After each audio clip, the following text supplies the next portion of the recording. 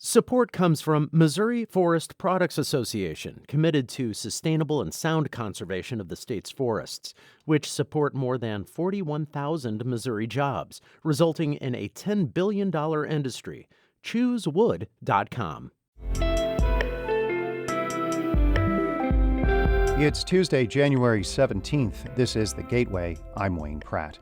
The recently renovated museum at the Gateway Arch now gives students an up-close look at St. Louis history all the way back to Lewis and Clark. The exhibits that originally were in the building were from 1976.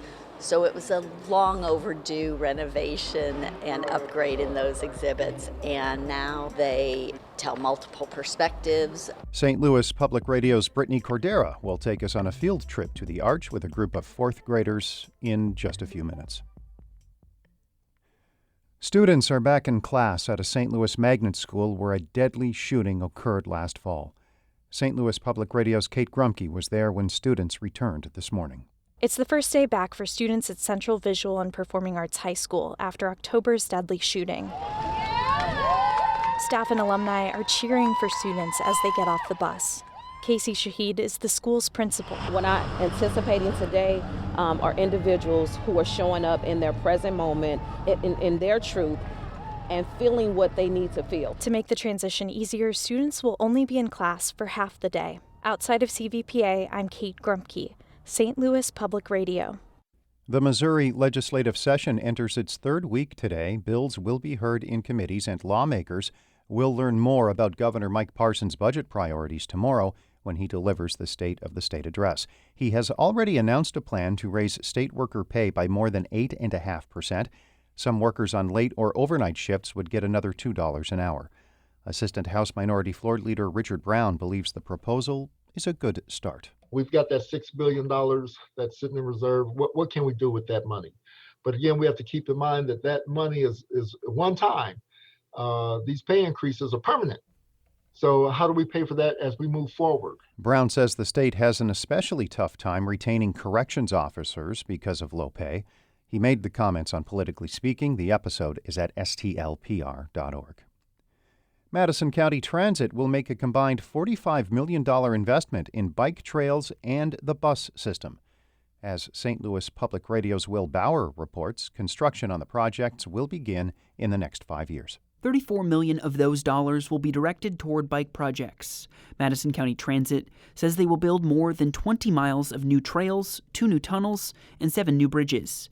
The goal of the tunnels and bridges will be to provide safer options for bikers crossing intersections. Luke Harris, an avid biker from Glen Carbon, says these investments are good for more than just recreation. But for shopping, for schools, or just wanting to run a nice course without having to be on the roads. It's just a great way to move around the metropolitan area here. The money for bike investments largely comes from the Metro East Park and Recreation District. The Transit Authority will also use another $11 million toward busing projects. I'm Will Bauer, St. Louis Public Radio. The Rolla City Council has seen contentious elections for the past 3 ballots, but this year, all 6 wards have one candidate running. Mayor Lou Magditz says that's largely because controversial issues that inspired people to seek office, including COVID mitigation plans and an ordinance regulating homeless shelters, are no longer on the front burner. I just think more than anything, they say, okay, some of these big issues have been resolved to the general satisfaction, and, let's go on. Magditz says he appreciates the stability that will come from so little turnover in the spring, but he is also concerned that a lack of challengers means residents might be getting complacent and not scrutinizing elected officials.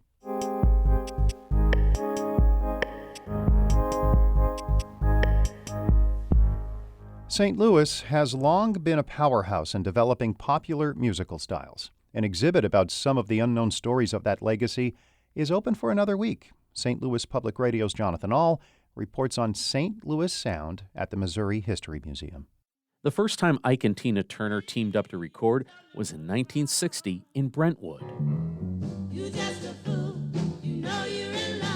A Fool in Love is one of the songs that are part of the St. Louis Sound exhibit, put put together by the museum's public historian and content lead, Andrew Wonko. Part of the wonderful thing about music is that it transcends background. You can be listening to a song from someone who has lived an entirely different life than you have and still get something so rich and so meaningful out of it. While St. Louis has been home to many renowned musicians, the exhibit spends a lot of its focus on lesser-known artists who still have a huge impact, like blues artist Henry Townsend and his song, Bad Luck Dice. I've lost all I had, and there ain't no way for me to win. Townsend's piano is on display. Wonko says through the year and a half St. Louis Sound has been running, he's enjoyed watching people discover the music he found in his research. For example, the 1970s all-female punk band, The Welders. Especially young girls who are coming through the exhibit who have an interest in punk rock music, sort of seeing this story and that understanding that it took place on the same streets they walk on today, the same city they call home. Well, I guess I never thought that I'd see you this way. Didn't want to make you cry. That's The Welders' Baby Don't Go. As with any exhibit, Wonko says there were more stories to tell than space would allow. He hopes St. Louis Sound is something he and others can examine again later. There are just as many news stories we could tell. There are so many fascinating avenues this could travel down. I think in the future, whether it's 5, 10, 15 years from now, obviously this is a topic we are going to want to revisit again. St. Louis Sound runs at the Missouri History Museum through Sunday with special concerts and programs over the weekend.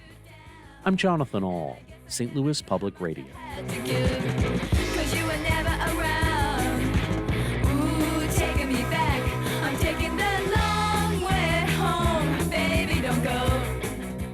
Students from Merrimack Elementary are learning about Lewis and Clark this month, and the Gateway Arch is a big part of those lessons.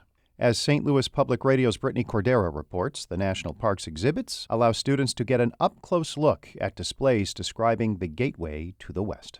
Park Ranger Chris Annaball leads a group of 20 fourth graders from Merrimack Elementary through the Gateway Arch Museum. The students are learning about Lewis and Clark's expedition, what St. Louis looked like 200 years ago, and why St. Louis is known as the Gateway to the West. Annaball passes around replicas of clothes members of the Corps of Discovery would have worn during the expedition. So this is the hat that they were wearing. They would wear a jacket like this, so it's blue and red. Make sure everybody gets a chance to see it. Are you allowed to wear that? No, I'm going to hold on to the hat because it's kind of fragile. He tells the students about York, an enslaved man who helped William Clark make the journey, and Sagagawea, the Shoshone woman who was also on the expedition.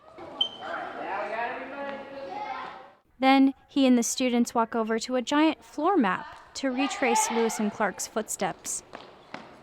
All right, so first of all, where do we start the expedition? Middle.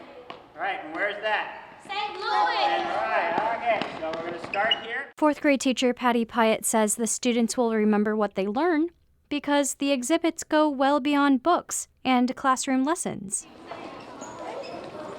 When they seen St. Louis back 200 years ago, what it looked like, their eyes just lit up whenever they seen that. They don't realize how much it's changed.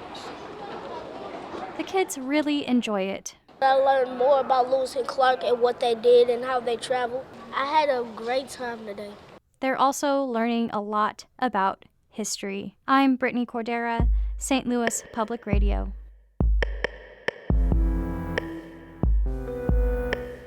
Our David Casares edited that report. Mark Degon edited the piece from Jonathan Ahl.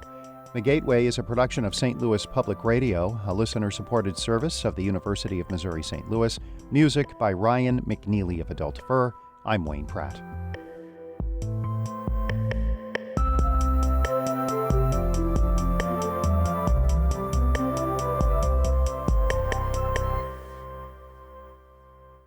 Support comes from the Missouri Forest Products Association, providing more than 41,000 jobs in the production of wood pallets, railroad ties, white oak barrels, hardwood floors, and more.